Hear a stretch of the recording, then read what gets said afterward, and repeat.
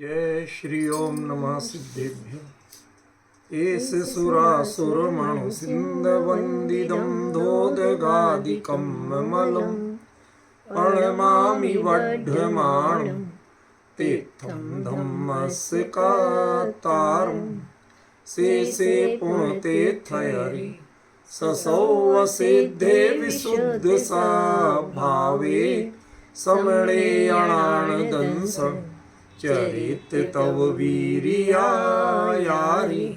ते सौवे समगम पतेगमेव पतेगं वन्दामि अवट्टन्ते अर्हन्ते मानुषे खेते किच्चा अरिहन्ताणं सिद्धाणं तरणमो गणहराणं अज्जावैवगाणं साहूणं चैव सौवेशिं तेसिं विशुद्धदंसं प्राणपहाणासमं समासेज्य उपसंपयामि सम्मं जतो निर्वाणसम्पत्ति।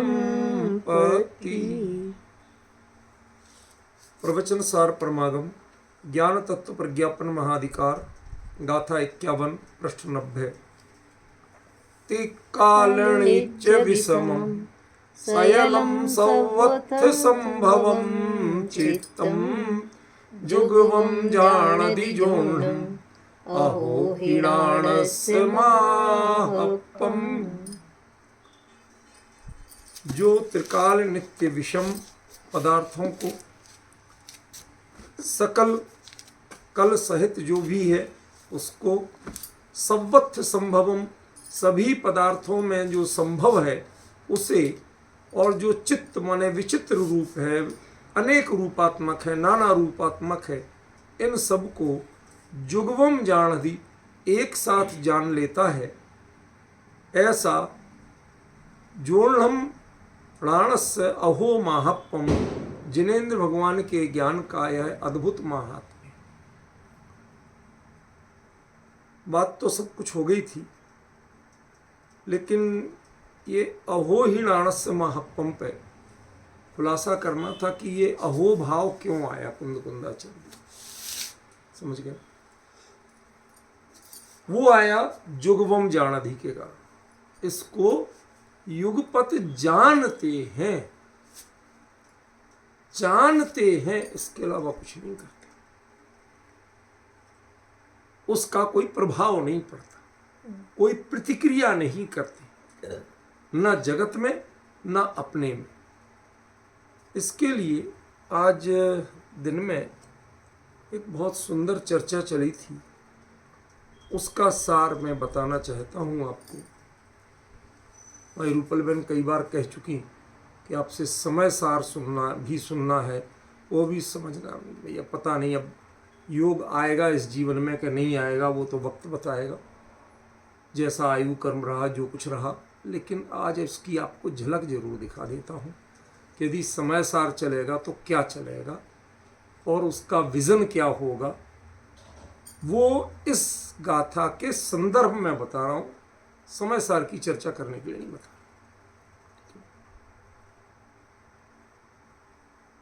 समय सार का मूल मैंने आपको बताया, 2 मिनट में संकेत कर दूं ताकि अपने विषय पे आ सकूं। इस समय सार का मूल आचार्य कुंद ने उन भव्य जीवों से जो बिल्कुल अभव्य जैसी स्थिति में थे, अभव्य नहीं थे, अभव्य जैसी स्थिति में, अनादि मिथ्या दृष्टि, उनसे बातचीत करके और बातचीत करने के बाद जो कुछ उनसे डायलॉग हुए उस रूप में समय सार लिखा है।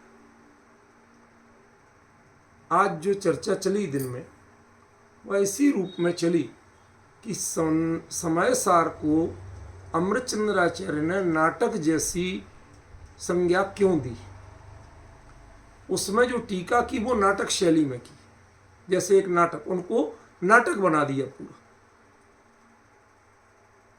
तो नाटक में क्या होता है, जो कैरेक्टर्स आते हैं वो अपनी बात कहते हैं नायक नायिका आदि अपनी बात कहते हैं, सबका वाद विवाद या कई तरह की क्रियाएं प्रतिक्रियाएं चलती हैं।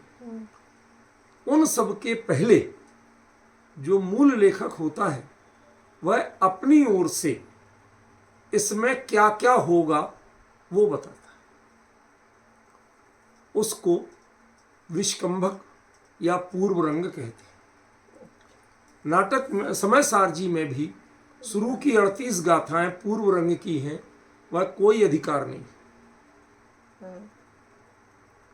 जीवा जीव अधिकार तो 39वीं गाथा से शुरू होता है।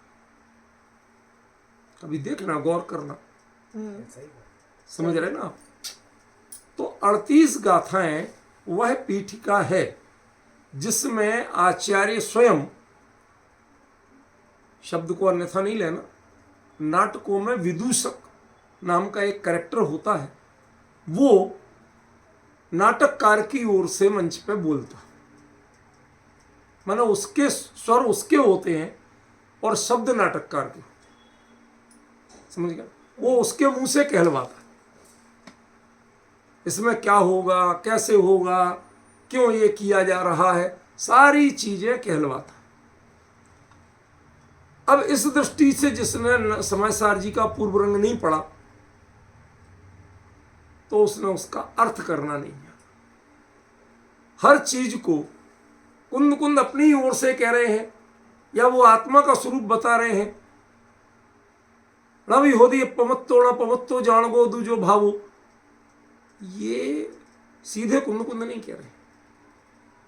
कभी जब मौका लगेगा तो आप समय सार, आज पहली बार पीठिका बनाई है मैंने कि समय सार पे चर्चा कैसी होगी, बिल्कुल शुरू से लेके आखिरी तक 415वीं गाथा तक एक दिन में 1 घंटे में पढ़ाया है समय सार, और पूरा एक एक रूप क्लियर किया है। उसमें ये राणस्य महात्म का गजब का रूप आया, इसलिए आज वो चर्चा बता रहा।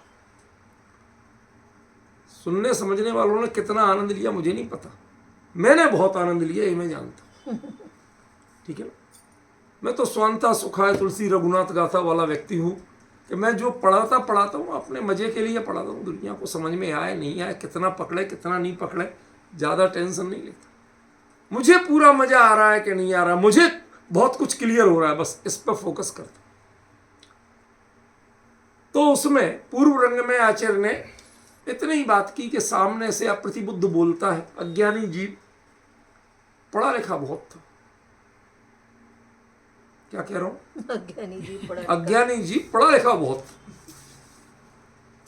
अब जब पढ़ा लिखा हो अज्ञानी, उसको समझाना सबसे कठिन काम है। निहायत बेवकूफ को समझाना बहुत आसान, लेकिन पढ़े लिखे अज्ञानी को समझाना सबसे कठिन काम है। आप ये ध्यान रखना जीवन में। वो दुनिया भर के तर्क करेगा, वितर्क करेगा, ऐसे कहेगा वैसे कहेगा। अब आपको वो क्या कह रहा है, एक आध जगह तो अमृतचंद्राचार्य ने लिख दिया था या प्रतिबुद्ध, हर जगह वो चीज क्लियर नहीं की। वो अब कौन सा डायलॉग आचार्य की ओर से है और कौन सा डायलॉग सामने वाले की ओर से, ये क्लियर नहीं किया। समझ गया? तो वो कई चीजें ऐसी चलती रहती हैं उसमें। जब वो सब कुछ कह लेते हैं, साथ में कहते हैं कि अब आप हमें सुधारोगे कैसे, आप प्रतिबुद्ध से प्रतिबुद्ध बनाओगे कैसे, कि तत्व ज्ञान से। वो क्या है, किस तत्व का ज्ञान दोगे? तो 9 पदार्थों का ज्ञान देंगे। भूदत्थेणाभिगता जीवा जीवाय पूर्ण पावम च आसव संवरणिज्जर बंधु मुख्य असम्मतम। ठीक है महाराज, सुनाना शुरू करो। तो उन्होंने जीवा जीव अधिकार शुरू किया। अब जब जीव और अजीव की वास्तविकता बताते हैं तो उसके पेट में बड़ा दर्द होता है। तो क्यों? कि जीव का काम अकेला जानना है, ये छेड़खानियां करना काम नहीं, जो हम सुबह से शाम तक यही करते। भाई पुद्गल में, इनमें उनमें, इधर का माल उधर, उधर का माल इधर, जो हम करते रहते हैं, थोड़ा इसको छेड़ा थोड़ा उसको सताया। समझ गए? तो ये तो बड़ा गड़बड़ काम है। कि ऐसा होता क्यों है? मैंने एक दृष्टांत दिया था कि कोई अच्छा मजा हुआ राजनेता हो, देश चलाता हो, पार्टियां चलाता हो, और उसे किसी कारणवश 4 दिन घर में रहना पड़ जाए, तो जो उसकी बीवी बड़ी गर्व करती थी हमारे पति फला मंत्री है, ढिमका मंत्री है, ये है और वो है, वो 4 दिन में कहेगी तू घर से बाहर कब जाएगा ये बता दे। क्यों? अब वो कहीं जा नहीं रहा, संपर्क दुनिया से है नहीं, सब कनेक्शन कटे हुए। तो जितनी राजनीति, जितनी तोड़ फोड़ वो पार्टियों में करता था, अब वो घर के बच्चों में करता है। अरे बेटा तुम्हें पता नहीं है मम्मी तुम्हारी ऐसे ऐसे करती है, वो सारी राजनीति वहां चलाएगा, समझ गया? तो वो दुखी हो जाएगी, तुम यहां से जाओ। ऐसे ही जो जीव और अजीव का स्वरूप पढ़ने में आपको बहुत आकर्षक लगता है, जानने और मानने में नहीं लगता। सुनना तक तो अलग चीज है, लेकिन हम वैसा जान और मान नहीं सकते, हमें बड़ा अटपटा लगता है। कभी कल्पना करना, पुराणों की बात है, कोई अपनी बात नहीं है, लेकिन उनकी जगह खुद खड़े होकर कल्पना करना। वो भरथरी का एक वृत्तांत आता है, गुजराती लोग बहुत जानते हैं, राजा भरथरी।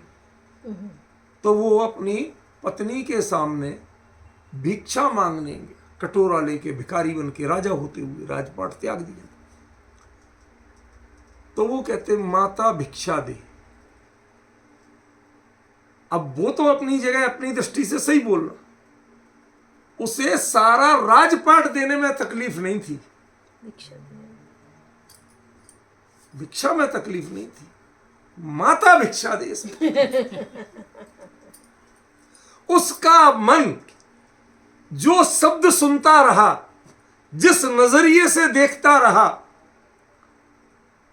वो नजरिया सामने वाले में नजर नहीं आ रहा था। इसका तो बना हुआ था, सामने वाले में वो टाई अप नहीं हो रहा था। सारी पीड़ा का केंद्र ये था। वो रोई, उसकी पत्नी इसलिए नहीं रोई कि मैं उसका पति भीख मांग रहा, उसका पति उस नजर से उसको नहीं देख रहा है जिस नजर से देखता था। आचार्य ने तुरंत कर्ता कर्म अधिकार लिखा कि तू जीव अजीव को इसलिए नहीं पहचान पा रहा, जानता है, पढ़ता है, सुनता है, रखता है, सब कुछ करता है, लेकिन तेरे अभिप्राय में कर्ता कर्म की वासना भरी पड़ी। तू इसमें एक्सपेरिमेंट करना चाहता है, कुछ तो मिल जाए घर में, उसको ही तोड़ फोड़ के।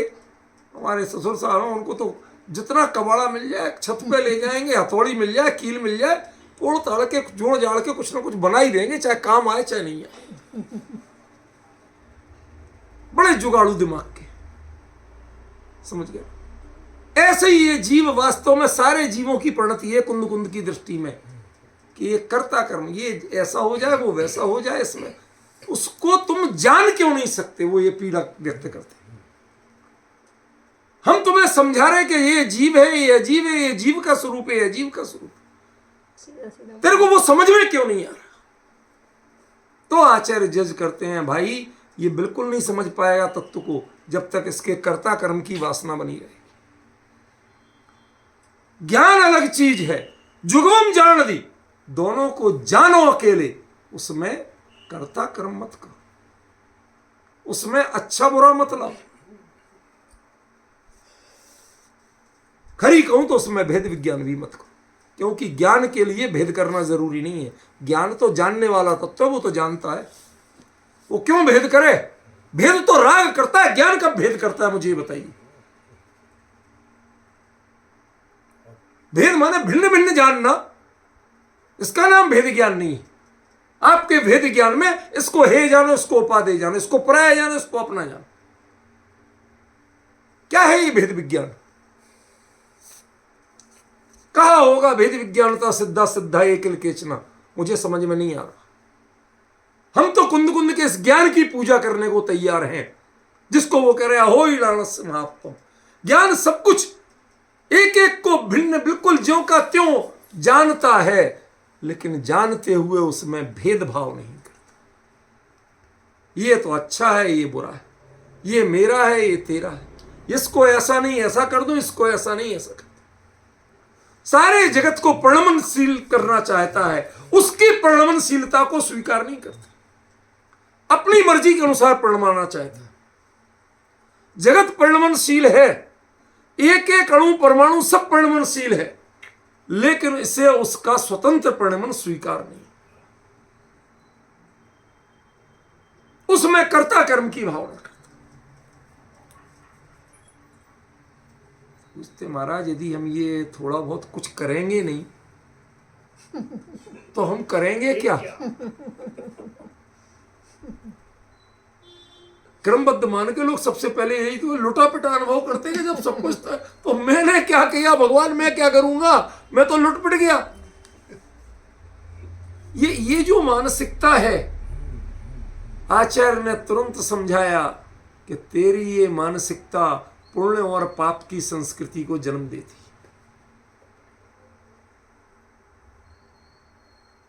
तुम जब तक तुम्हें करने की भावना है तभी तक तो पुण्य पाप है। यदि करने की भावना नहीं हो तो पुण्य पाप के भाव क्यों करोगे तुम? हो रहे पुण्य पाप तो हो जाने दो, आपको क्या तकलीफ है? कहते इससे आश्रव और बंद होते हैं। रूपल बहन, मैं 10 मिनट में पूरा समय सर बताने वाला हूं, सही चल रही है। समझ रहे ना? इससे आश्रव और बंद होते हैं। अब वो तो अनादिकाल से पड़े हैं, क्या हो गया? तब भी हम आपके पास आ ही गए, किसी तरह रोते कलपते कैसे ही सही हैं, सागरों पर्यंत नरक निगोद में रुल के भी फिर भी ठिकाने तो लगे ही गए। महाराज आपके पास आ गए, इससे बड़ा और क्या सौभाग्य होगा? कहते मेरे पास आने से तुम्हें सम्मान जरा मोक्ष नहीं मिल जाएगा। उसकी साधना तुम्हें करनी है और अपने में करनी है, पर में नहीं करनी। तो उसने कहा महाराज धन्य हो गया मैं, अब मैं तो सम्यक दर्शन से मोक्ष तक की पूरी साधना करके ही मानूंगा। आप चिंता मत करो, आपको मोक्ष जाके दिखाऊंगा। आचार्य श्री ने सिर पकड़ लिया। पर कर्तृत्व जिसी जैसे तैसे इसका उतरवा पाया था, इसके ज्ञान में निज कर्तृत्व चढ़ गया। मैं अपने आप का, अरे भाई तूने जैन दर्शन को जाना ही नहीं। तो उन्होंने कहा तेरे अपने ज्ञान को सर्व विशुद्ध ज्ञान बनाना पड़ेगा, जिसमें निज कर्तृत्व भी नहीं होगा। ऊपर बहन पूरा विजन समझ रही हो? 10 मिनट में पूरा समय सार इस रूप में कोई क्लियर नहीं करेगा। तुझे अपने ज्ञान को सर्व विशुद्ध बनाना पड़ेगा। सर्व विशुद्ध ज्ञान ही आत्मा को जान सकता है, सर्व विशुद्ध ज्ञान ही लोकालोक को जान सकता है। जिसके ज्ञान में कर्ता कर्मपना का भाव है, चाहे वो सेल्फ अपग्रेडेशन का भाव हो, अपने को भी जानो। मुझे इस समय याद आ रहा है निहाल भाई जी की वो वचन, क्या करो अपनी परिणति को जानो, उसके प्रति प्रतिक्रिया मत करो। अच्छी हो रही बुरी हो रही, क्या हो रही क्या नहीं हो रही, अपनी परिणति के ज्ञाता बनो। उससे प्रभावित होना और प्रतिक्रिया देना जैन दर्शन में ये अपराध है, जानना अपराध नहीं।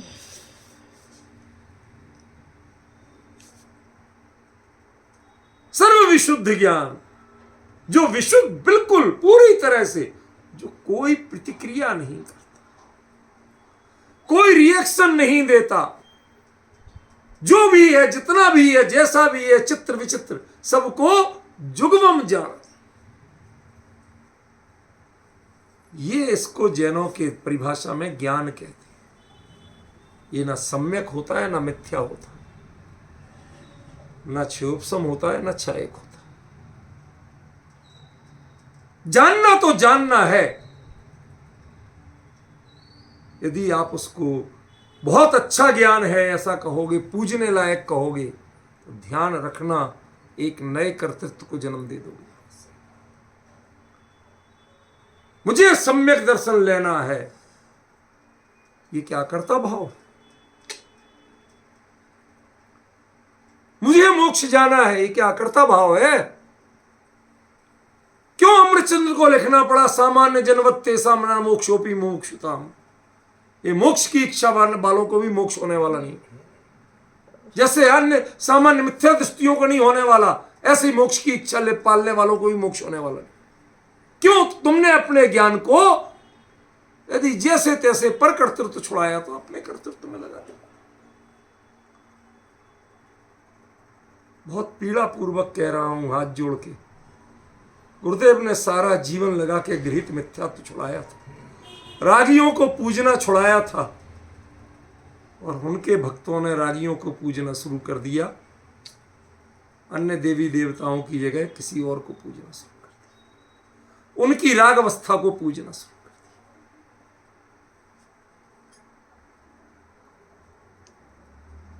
दिया। यदि वो अपराध था, पर का कर्तृत्व अपराध था, तो ये कौन सा बड़ा परम पूज्य कार्य है। ये पवित्र काम कहां से हो गया। ये मिथ्यात्व का ही दूसरा रूप है। जब वस्त्र वाले और रागियों को अर्घ चढ़ाना अपराध है, पाप है, गृहीत मिथ्यात्व है, ये परिभाषा लिख के टांग देना चाहिए। उसके बाद कहो कि मोक्ष जन पहले इसको पढ़ो 3 बार, उसके बाद में कुछ क्रिया करो। जिन गुरुदेव ने तुम्हें बारंबार ये सिखाया, अकेले अपने जीवन में कुछ नहीं लिखा, मोक्ष मार्ग प्रकाश का 7वां अधिकार लिखा, जिनमें ये सारे मिथ्यात्व छुड़ाने की बातें की गई, उसकी महत्ता नहीं समझ पाए तुम, कि वो सबसे ज्यादा चोट करना चाहते इस मिथ्या मान्यता, और तुम्हारे मिथ्यात्व ने उनको ही माध्यम बना लिया।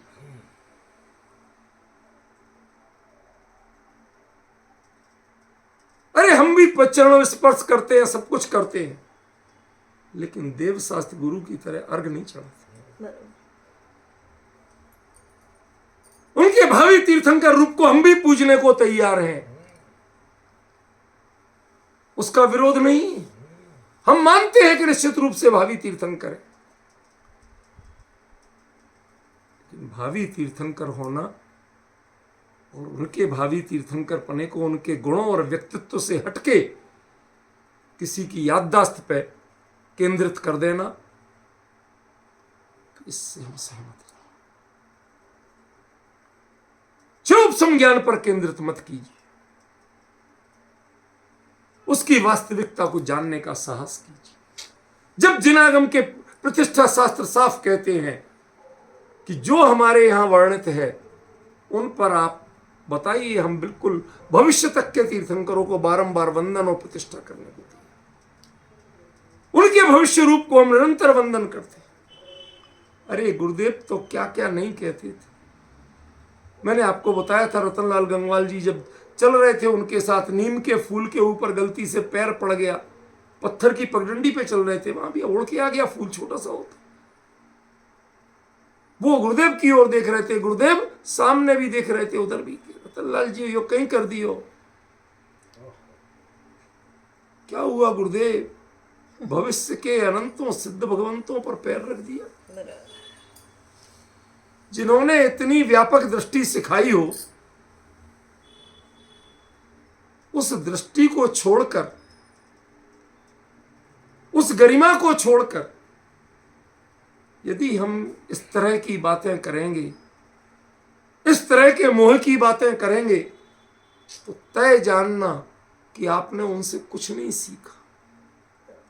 सर्वविशुद्ध ज्ञान अधिकार इसीलिए लिखना पड़ा था आचार्य कुंद कुंद को। जब कर्ता कर्म की समीक्षा कर्ता कर्म अधिकार में कर चुके थे, तो सर्वविशुद्ध ज्ञान में वही बात नहीं की है।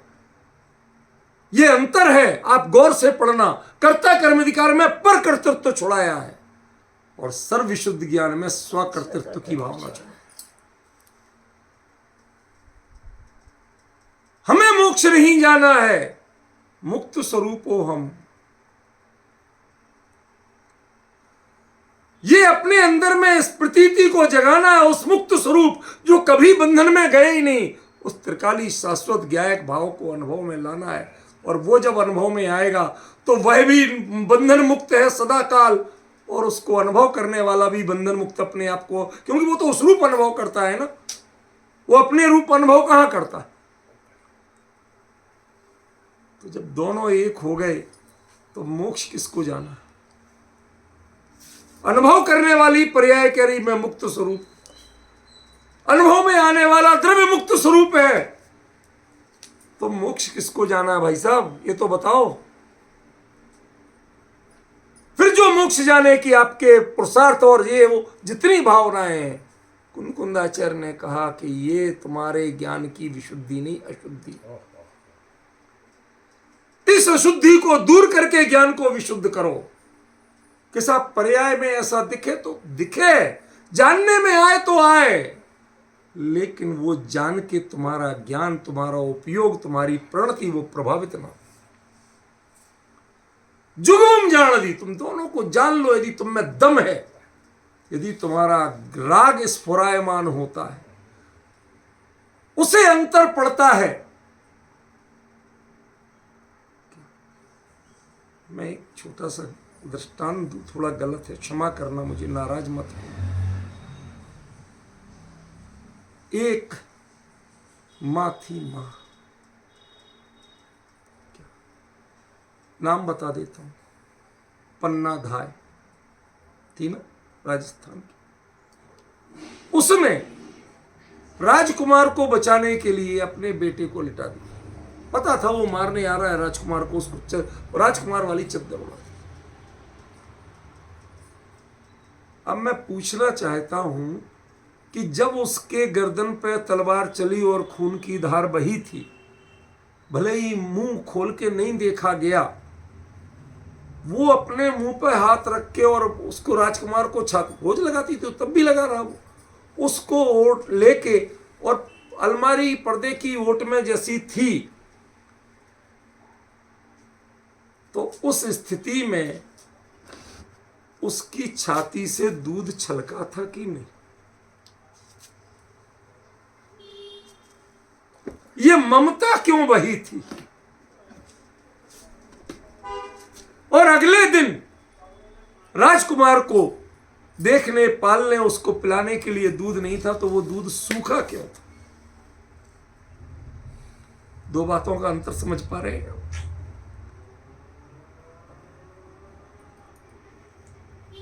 अपने बेटे को नहीं लिए थी, चिपकाए नहीं थी, वो मर रहा था, लेकिन उसकी ममता ने दूध छलका दिया था। और अगले दिन उसको पिलाना चाहती थी, पर दूध नहीं आ रहा था, क्योंकि अपना बेटा तो गया था। ये जो संस्कार, ये जो एहसास, ये जो संवेदनाएं हैं, ये संवेदनाएं आपके जीवन और प्रतिक्रिया को बदल देती। आप जानते हुए यदि आपकी परिणति उतनी वीतराग नहीं हो पाती है, तो यही तो ज्ञान की अशुद्धता है, यही तो ज्ञान का अपराध है। वही तो आचार्य यहां कह रहे जुगवम जानादि। यहां सर्वशुद्ध ज्ञान अधिकार लिख के भी वो अपने आप में सेटिस्फाइड नहीं थे कि दोनों को एक साथ कैसे जान सकते।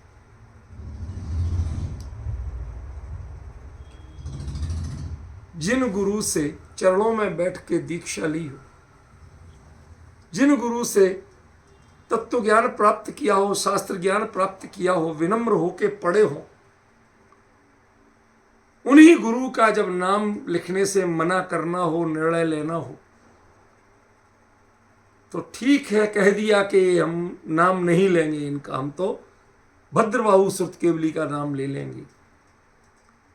लेकिन उस समय जब ये लिख रहे होंगे तो दीक्षा का क्षण याद आया होगा कि नहीं, कि दीक्षा तो मैं भद्रबाहु ने दी थी कि जिनचंद्र ने दी थी।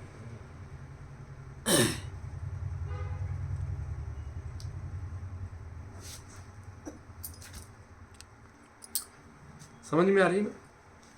अरे दीक्षा का क्षण कोई मजाक नहीं होता है। संसार के भोगों, इनकी अनादि वासनाओं, चार प्रकार की संज्ञाओं, उन संज्ञाओं से अपरिचित अपने चित्त को बनाना, उसका नाम वैराग्य होता है, उसका नाम दीक्षा होता है। संज्ञा वो चीज है कि आपके टाले नहीं टलती, आप जोर लगा सकते हैं लेकिन चित्त से नहीं उतार सकते। पन्ना ने बलिदान दे दिया था अपने पुत्र का, लेकिन ममता को छोड़ पाई थी क्या? आंसू आंख से नहीं बहे हो पर हृदय को रोने से रोक पाई थी क्या? ये संज्ञाएं हैं, आहार की हो, भय की हो, मैथुन की हो, परिग्रह की हो, ये चारों प्रकार की संज्ञाओं को से जिसने अपने चित्त को अपरिचित बना पाया, उस क्षण का नाम दीक्षा का क्षण होता। ये कपड़े उतारना और केस लॉन्च करना, ये तो बाहर की प्रणति है। दीक्षा का क्षण तो वो है। इसीलिए मैं अक्सर कहता हूं कि जो लोग डिक्लेयर करते हैं मैं फला दिन दीक्षा लूंगा, उनके मुकाबले ढोंगी कोई नहीं। क्लियर शब्द बोल रहा हूं। जिससे आज भूख लगी और 8 दिन बाद, 15 दिन बाद, महीने भर बाद अच्छे मुहूर्त में करूंगा भोजन, ये कभी तुमने तय किया क्या? सही बात है। ऐसे आज वैराग्य जगा, आज 4 प्रकार की संज्ञाओं का भाव टूटा, तो 30 दिन तक उन संज्ञाओं के बीच में कैसे जियोगे भैया? तुम कैसे पालोगे इस वैराग्य को? उसी क्षण दीक्षा होती है। दीक्षा का क्षण वो होता है कि जब 4 प्रकार की संज्ञाओं से आप अपरिचित हो जाओ। सामने खड़ी आचार्य नेमिचंद्र चक्रवर्ती लिखते हैं, आहार दंसणेन। आहार संज्ञा क्यों होती है? आहार का दर्शन करो, सामने दिखाई दे जाए तो भूख लगाती। तत्सुभ जोगेण, उसके बारे में सोचो तो हो जाती है। ओम को उठाए, पेट खाली हो जाए तो भूख लगाती है। असाता वेदनी का कर्म उदय में आ जाए तो भूख लगाती है। उनके सामने चारों स्थितियां हो, 7 दिन के उपवास हो, विदेश क्षेत्र में किया था ना, 7 दिन का उपवास हो, तो आके प्रवचन सार लिखने का भाव आया, आके पहले आहार करने का भाव। समझ सकते हो आप कुंद कुंद थे क्या? समझिए, ऐसे व्यक्तित्व को जब पहली दीक्षा ली होगी, और जिस दीक्षा गुरु ने ये बाल उखाड़ के उन्हें आत्मानुभूति के मार्ग पर अप्रमत्त गुण स्थान में पथ प्रदर्शित किया होगा, वो क्षण कोई एकदम भूल जाएगा क्या? आप दाम्पत्य में तो सारे जीवन रहते हैं, फिर एनिवर्सरी को क्यों याद करते?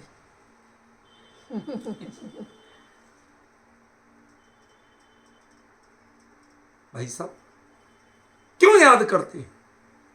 वो क्षण विस्मरणीय यदि नहीं है भोग की दृष्टि से, तो योग की दृष्टि से भी दीक्षा का क्षण विस्मरण के योग्य नहीं। और कुंद कुंद ने उन दीक्षा देने वाले हाथों को और उन गुरु को एक क्षण में कि भाई ये जिन संघ की मर्यादा का उल्लंघन न हो, आगे लोग बहाना नहीं करें कि तुम्हारे गुरु भी तो, हमारे गुरु तो भद्रबाहु सुरत के, ये कहने में 1 सेकंड नहीं लगा। फिर भी पीड़ा तो हुई थी, तो जाके भगवान से पूछा, भगवान ये ज्ञान सर्वविशुद्ध लिख तो आया मैं, लेकिन सर्वविशुद्ध होता क्यों? आचार्य ने होगा भगवान के बाण दिव्य ध्वनि में उत्तर आया, जो हम जान भी जोड़ लंबा हो ही लाड़, कुंद कुंद अभिभूत हो गए, चरणों में बिछ गए, अहो ही लाड़स्य महापम।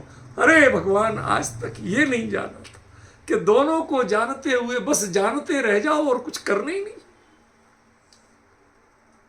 इतनी विचित्रताओं को, इतनी विषमताओं को, सबको एक साथ जान रहे और कुछ नहीं कर रहे, बस जान रहे और क्या करें। ये है ज्ञान की महिमा। हम तो जरा जरा सा जानते ही विचलित होना शुरू कर देते। ये सर्वविशुद्ध ज्ञान अधिकार से आगे का चैप्टर है, समझ रहे हो पवन जी? ये सर्वविशुद्ध ज्ञान अधिकार से आगे का चैप्टर। तब आचार्य पूरे सर्वविशुद्ध ज्ञान अधिकार कहीं नहीं लिखा उन्होंने अहो ही लाड़स्य महा, ये पहली बार कुंद कुंद लिख रहे हैं अहो ही लाड़स्य महा।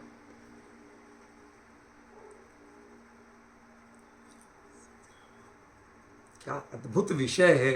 मैंने आपको कहा था कि जब आप इस अहोहिणानस महात्म का स्वरूप जानेंगे तो आप भी गदगद हो जाएंगे। आ रहा है समझ में? ये है जिनेंद्र भगवान के ज्ञान का। इसे जैनों का ज्ञान कहते हैं। दुनिया क्षोभ सम ज्ञान पर इतराती और मरती है, अच्छाई और बुराइयां बताती है, दुनिया को चमत्कार दिखाती है। असली चमत्कार ये है कि ज्ञान ज्ञान रूप रह जाए, उसके साथ रागात्मक वृत्ति, द्वेषात्मक वृत्ति, मोहात्मक वृत्ति, अच्छे और बुरे की भावना, ये कोई प्रतिक्रिया जन्म ना ले। वो जान तक नहीं पाए कि इसमें अच्छा बुरा भी होता है। आपका भेद विज्ञान तो अच्छा बुरा जानता है ना, इससे सिद्ध कैसे बनेगी?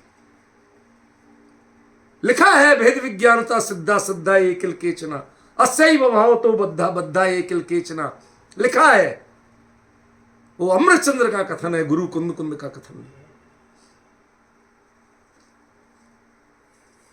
कुंद कुंद कुछ और ही कह रहे हैं। किससे भेद करूं?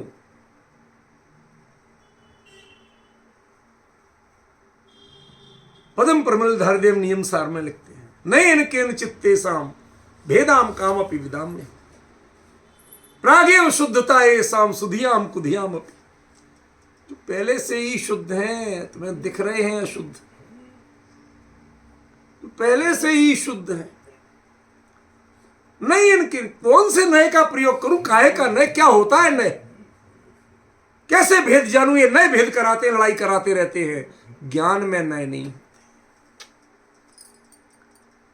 ये विकल्पात्मक ज्ञान में, जिसमें विकल्प भरे पड़े होते हैं। जानता कम है, विकल्प बहुत करता। आज आपको एक चीज की जानकारी मिल जाए, सारे के सारे दुनिया है, दुनिया जानती है। समुद्र के किनारे बंदरगाह पे 2 रुई से भरे जहाज आके लगे। उस गांव में एक ही दुनिया था रुई धुलने वाला। शाम को वो घूमने गया, उसने देखे 2-2 जहाज यहीं आके लगे हैं, लंगर डाले। बाप रे, मर जाऊंगा मैं, तेरे 2 जहाज कहां धुलूंगा जिंदगी भर, मेरी जरा सी मशीन। रोने लगा। आ गया भाई, मैं तो मर गया। इतना काम तो इतना बड़ा है, लेकिन करेगा कौन? कैसे करूंगा मैं? और जहाज में लदी है, अब कहां कौन उतरवाएगा, कहां रखूंगा, कहां धुलूंगा? बहुत आफत हो गई। रोने लगा। सुना तो कोई पूछने नहीं आया। तो अगले दिन फिर गया देखने, तो दोनों जहाज से इतना बड़ा काम आया था, लुट गया मैं तो, बर्बाद हो गया। अब भी दुखी।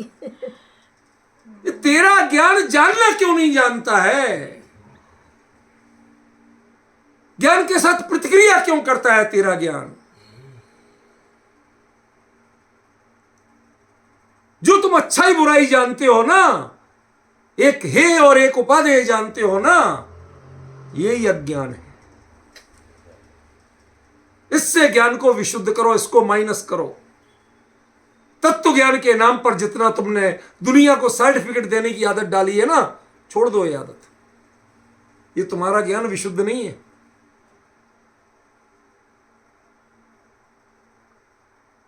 विजय जी, पचा सको तो पचाओ, और ना पचे तो मर्जी आपकी।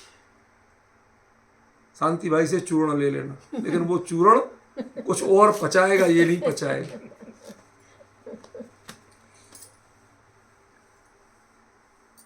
समझो भैया, ये बीच में कभी कभी आपके प्रति रागवश हंस के कह देता हूं, ताकि आप एकदम दूसरी दुनिया जैसे ना हो जाओ, जुड़े रहो इस बात से, इसलिए कह देता हूं, वरना इन बातों का कोई लक्ष्य नहीं है। कौन करे भेद विज्ञान? ये बताइए। जो भेद विज्ञान करेगा वो विचित्रता को युगपथ जान सकता है? बताइए। परिणति में राग हो गया तो हो गया, उसके एक क्षण को ज्ञाता बन जाओ, राग अपने आप मर जाएगा। ज्ञाता बन जाओ, स्वामी मत बनो, कर्ता मत बनो, भोक्ता भी मत बनो। कौन भोगेगा इसका फल? कहते कर्म में आया है ना, कर्म भोगेगा। मैं क्यों भोगूंगा? मेरा स्वरूप ही नहीं है। ये मेरा स्वरूप ही नहीं है, मैं इसका भोक्ता क्यों बनूंगा? अब डिफरेंस समझ रहे हो आप? कर्ता कर्म अधिकार में जहां पर कर्तृत्व को छुड़ाया, वहां सर्वविशुद्ध ज्ञान अधिकार में निज कर्तृत्व की भावनाओं को भी अभिशाप बताया। मुझे मोक्ष जाना है, सम्यक दर्शन लेके ही उठूंगा। क्यों रूपल बहन, बहुत कसमें खाते हैं ना लोग। स्क्रू ढीला है और कुछ नहीं। सीधा कह रहा हूं, स्क्रू ढीला है और कुछ नहीं है। समझ में आया ना? मिल जाए पेचकस तो कस देना।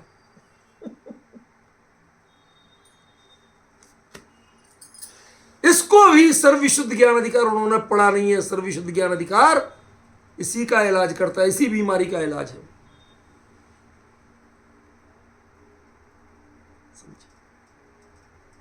तो ज्ञान तो जानेगा, जानो ना, युगपत जानो। तुम ज्ञान को बचाने की कोशिश मत करो। क्या सामने जो हो रहा है, यदि तुम्हें नजर छुपाने की भावना आ जाती है, अरे साहब शालीनता की बात है, अच्छा नहीं लगता देखना, कहते आप अपात्र हो। अपात्र हो आप। यदि वस्त्र विहीन देह आपको विचलित करती है, तो मुनि धर्म तो आपको महाविचलित करेगा। बताइए, हुआ चित्त क्षुब्ध कभी? एक भावलिंगी संत की निर्ग्रंथ मुद्रा को देख करके कभी चित्त में क्षोभ हुआ विजय जी? क्यों नहीं हुआ? देह तो वो भी अनावृत है। फिर यदि आपके परिवर्तन आता है, परिणाम में नजर छुपाने का भाव आता है, तो मतलब आपने ज्ञान को जुगवम जान दी। इसके लिए मेंटली प्रिपेयर नहीं किया, प्रैक्टिकली प्रिपेयर तो आप क्या करो? तो हम देखते देखते रहे, ताक ताक। ये किसने कहा कि ताक के देखो? ये मैंने कब कहा?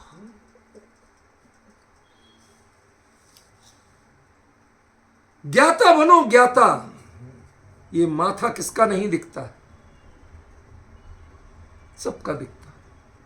ये भी तो स्किन है, हड्डी इसमें भी है, थोड़ा बहुत मांस इसमें भी है, सब कुछ है ना रूपल में। ये दिखता है, इससे कभी नजर हटाने का मन करता है? घबराते हो? नहीं घबराते। मैं चित्र शब्द की व्याख्या कर रहा हूं, कोई संसार का दूसरा अभिप्राय मत ले लेना।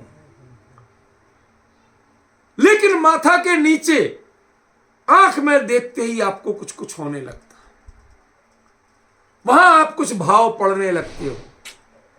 खतरा जानना नहीं है, खतरा दूसरे भावों को पहचानना।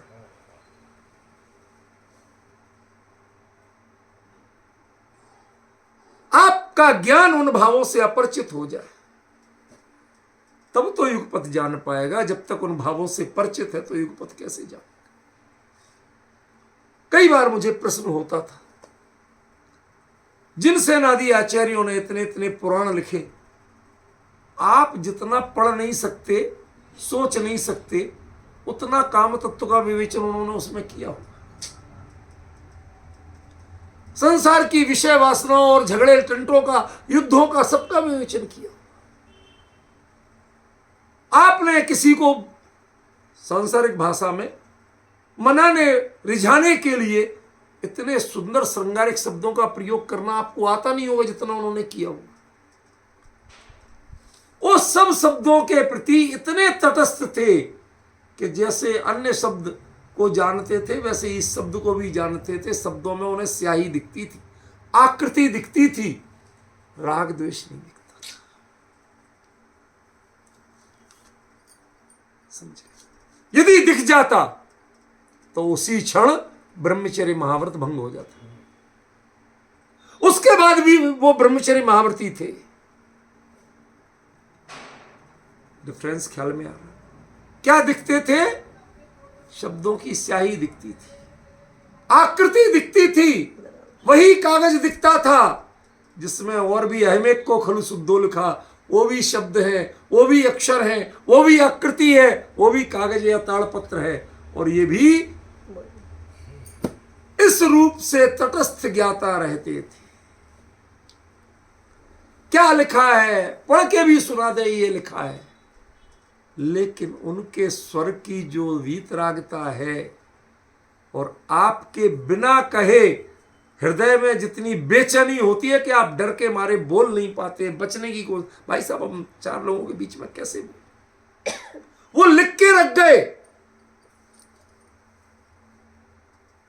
ये जो विडंबनाएं हैं, ये विडंबनाएं बताती हैं कि अभी आपने आपके ज्ञान को बच्चा बना रखा है, परिपक्व नहीं होने दी। ज्ञान की महात्म्य, ज्ञान की महिमा, ज्ञान का असली गौरव कब दिखेगा कि ज्ञान को युगपत जानने दो, डिस्टर्ब मत करो उसे, जो जानता है जानने दो, लेकिन ध्यान रखना तुम उसमें पार्टी मत बनना, तुम उसमें कर्ता भोक्ता या प्रेरक मत बनना, तुम उससे प्रभावित मत होना, तुम ज्ञान की नजर में अपनी नजर मिला लो। जैसे हम कहते हैं ज्ञानियों की नजर में नजर मिला लो, एक बार ज्ञान की नजर में नजर मिला लो। ज्ञान वीतरागी ही होता है, ज्ञान कभी रागी नहीं होता। ज्ञान से संवेदना लेकर, ज्ञान से नॉलेज लेकर, जानकारी लेकर आप ही सारे विकार करते हो। आप ज्ञान रूप हो जाओ, बस जानो जानो जानो और कुछ नहीं कर।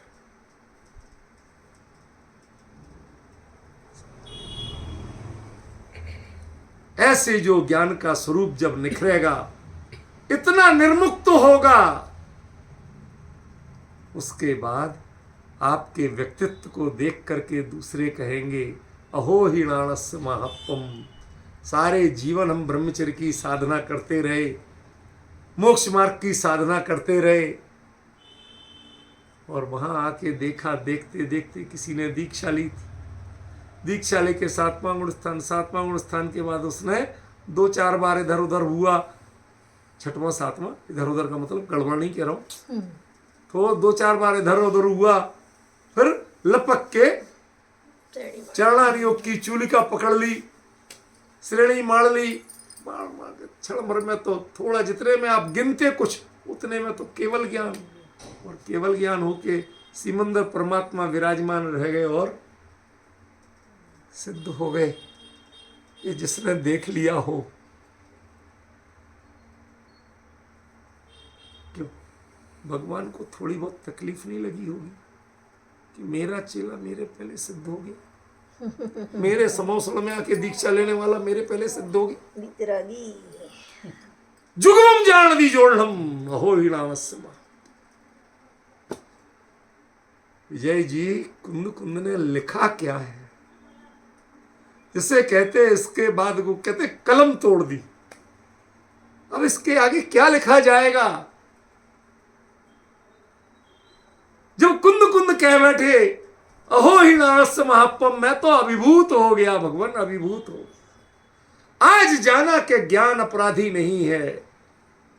किसको जानना ये अपराध नहीं है? युगपत नहीं जानना ये अपराध है, युगपत जानने में तुम्हें विचलित होना ये अपराध है।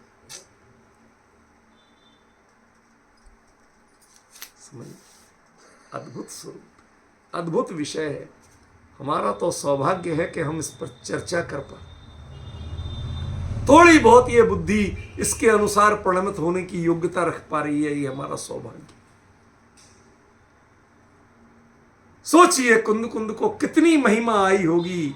यहां लगता था अपूर्ण भव कामिणो, दूसरा भव नहीं हो जाएगा, महावृत्ति होके अविरति। इतना बड़ा डिमोशन, और वो भी जेल भी सागरों की।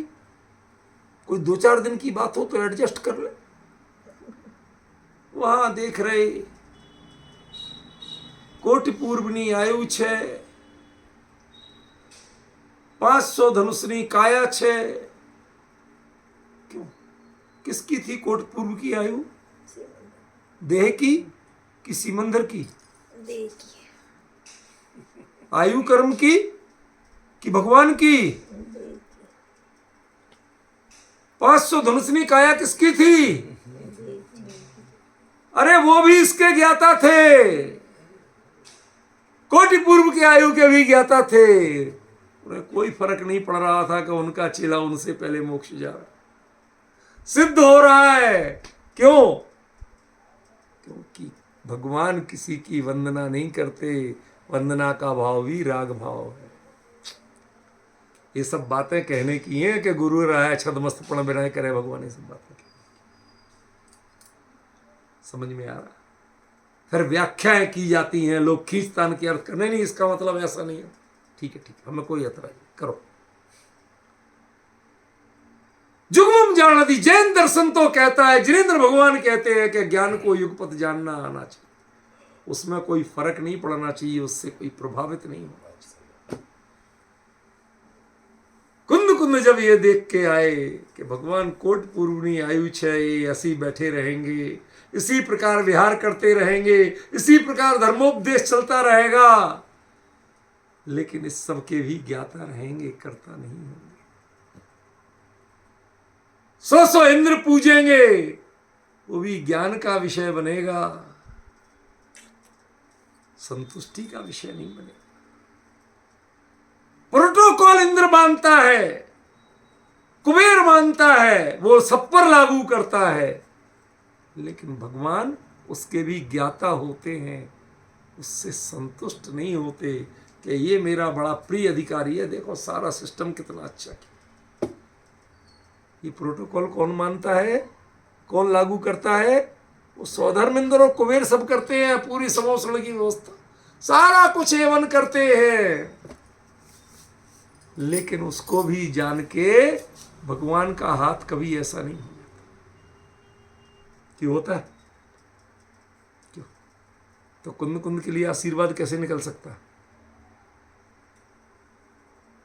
जो इंद्र और कुबेर सारी व्यवस्था दिन रात कर रहे लगे हैं, उनके लिए आशीर्वाद जिनका नहीं निकला हो, उसको भी जुगवम जानदी जोड़लम जो बने हुए हैं। विचार तो करो, वो वीतराग परमात्मा, वो केवली कुंद कुंद हमारे लिए नमस्कार कर रहा है, इसके लिए आशीर्वाद दे सकते हैं? अरे तुम्हें कुंद कुंद का महिमा और मोह कितना ही हो, लेकिन इनके मोह में केवली का आवरणवाद मत करो, वो केवली का आवरणवाद है। तुमने केवली के स्वरूप को विकृत करने में एक क्षण भी नहीं लगाया। कुंद कुंद की महिमा करने के लिए केवली का आवरणवाद मत करो, कुंद कुंद की महिमा खूब करो, हम तो दिन रात करते, समझ रहे हो? वो सिखा रहे हैं जुगवम जानदी, जो एक साथ सब कुछ जान लेते हैं और कोई प्रभाव नहीं होता है, कोई फर्क नहीं पड़ता। यही तो ज्ञान का महात्म्य है।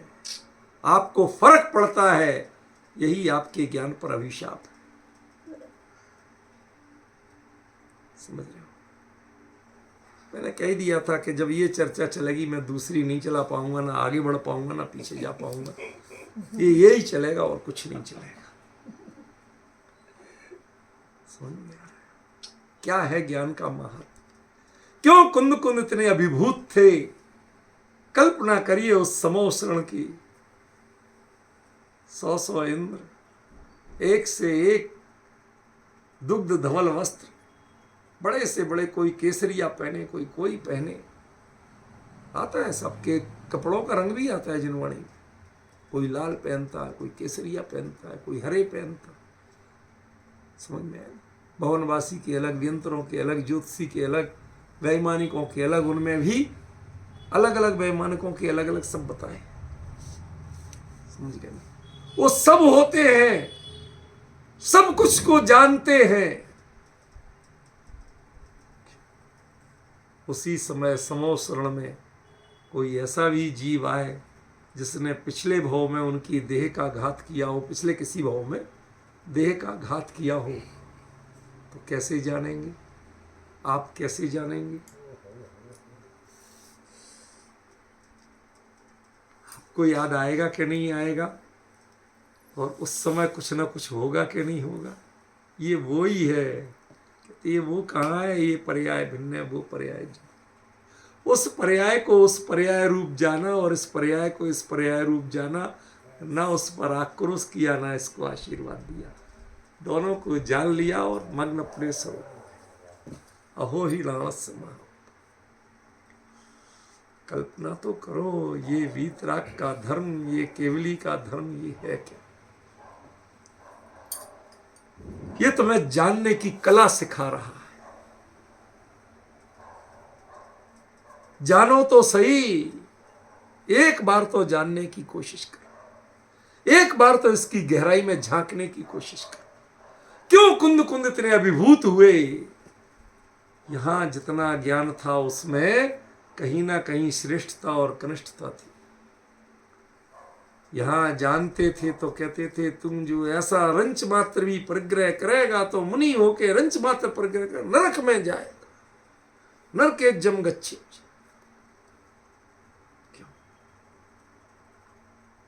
कभी उसको पशु कहा, कभी नरकगामी कहा, पता नहीं क्या क्या कहा। अब कुंद कुंद कहते जुगवम जान दिए, तो संसार की परिणति है, जीव की परिणति है, दोनों को जान लो। इसमें किसको भला कहना? क्यों किसी को नरक भेजते हो? क्यों तुम्हारे मन में ये भाव आते? अपने सारे ग्रंथों को स्वयं अपने हाथों से झूठा सिद्ध करते। ये है कुंद कुंद का प्रवचन सार, ये है केवली का सानिध्य। इसके लिए गए थे केवली के पास, वरना यहां उनको कमी क्या थी? यही जानने में कमी थी कि ज्ञान हमारा जान के प्रभावित हुए बिना नहीं रहता।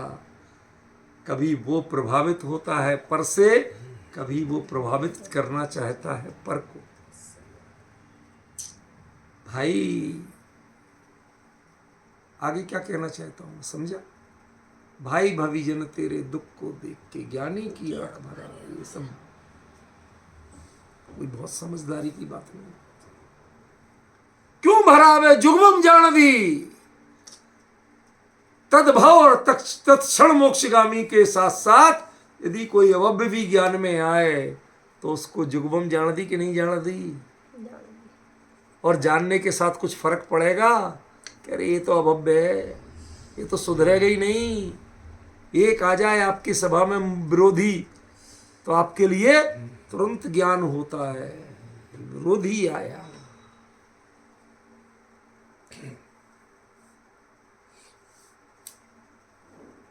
उस जीवन का दर्शन, जीव का ज्ञान नहीं होता है आपको, उसके साथ विरोध का ज्ञान होता है, घटनाओं का ज्ञान होता है, उसकी वासनाओं का ज्ञान होता है। अरे उसके मन में जो भाव थे सो थे, उसने तो विरोध कभी किया था, तुमने जीवन भर के लिए उसके प्रति विरोध का भाव पाल लिया। बताइए अपराधी कौन है?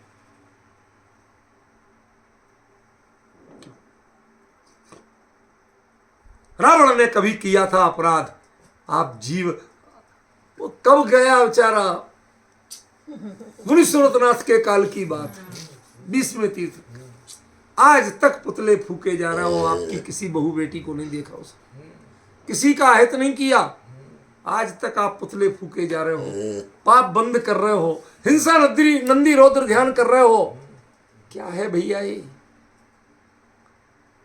वो उस स्थिति में पहुंचने वाला है जहां पर वो इनको वीतराग भाव से दोनों को युगपद जानेगा।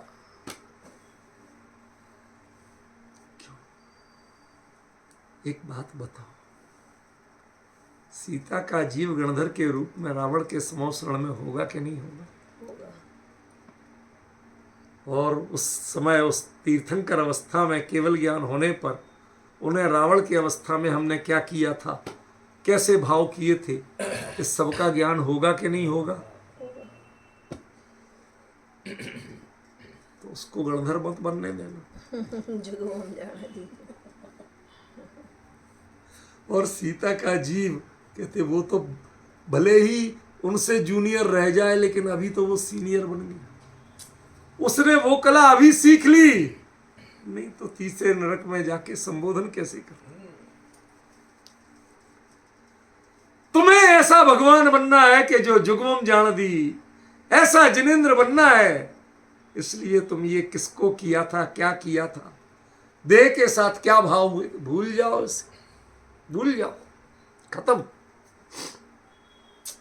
पीपल में ये गजब विषय है। समय हो गया विशेष चर्चा।